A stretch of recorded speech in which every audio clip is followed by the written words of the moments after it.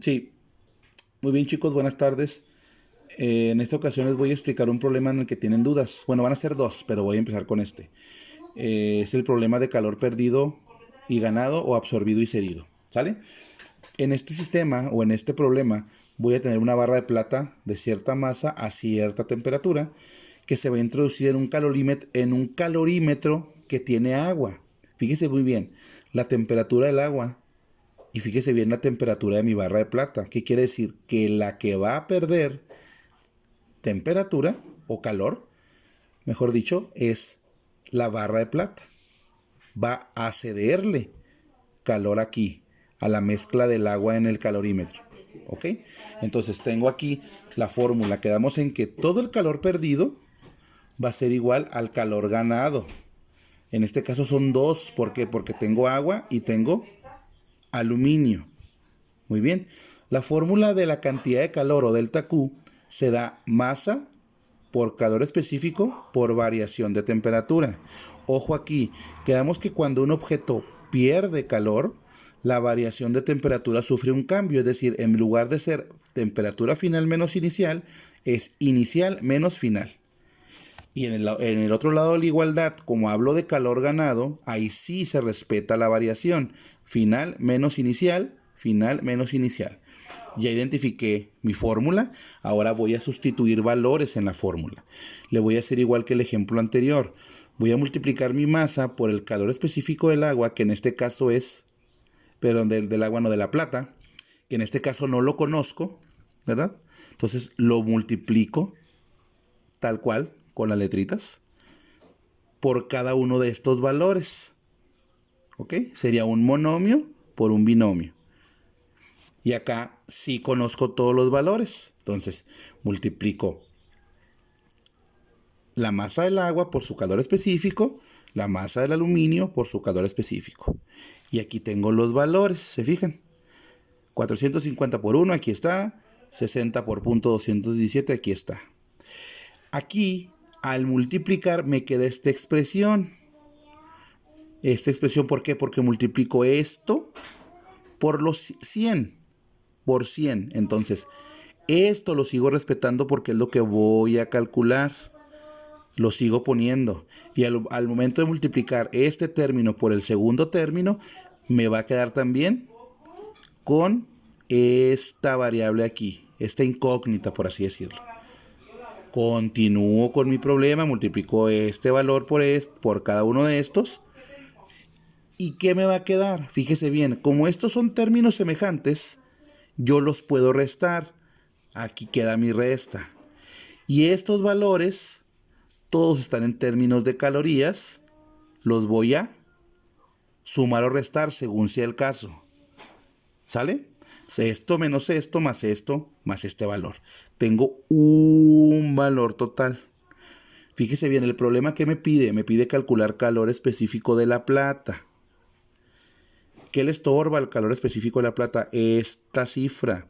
Está multiplicando, la paso dividiendo. Una división. Realizo la división y aquí tengo el valor del calor específico. ¿Ok? Ahora, en este problema, en aquel me pedían calor específico. En este problema me pide que calcule la temperatura final de un recipiente. Fíjese bien, tengo un recipiente de aluminio de cierta masa con un contenido de agua a cierta temperatura. Me dice, quiero que me digas cuál va a ser la temperatura final del recipiente y del agua si en él introducimos un trozo de cobre a cierta temperatura. Ahora fíjese bien, ¿cuál es el objeto de mayor temperatura? El cobre. Ese es el que va a perder calor. Le va a ceder calor a la mezcla del aluminio con el agua. Aquí está aluminio con agua. Volvemos a hacer la misma operación. Delta Q lo voy a calcular con masa por calor específico por variación de temperatura. Como este lado es el que pierde calor, se invierten. En vez de ser temperatura final menos inicial, es inicial menos final. Del otro lado de la igualdad, como gana calor, se queda igual la delta T o la variación de temperatura final menos inicial. Identifico los datos. La masa del cobre es 60, el calor específico del cobre es 0.093. Fíjese bien aquí viene lo interesante.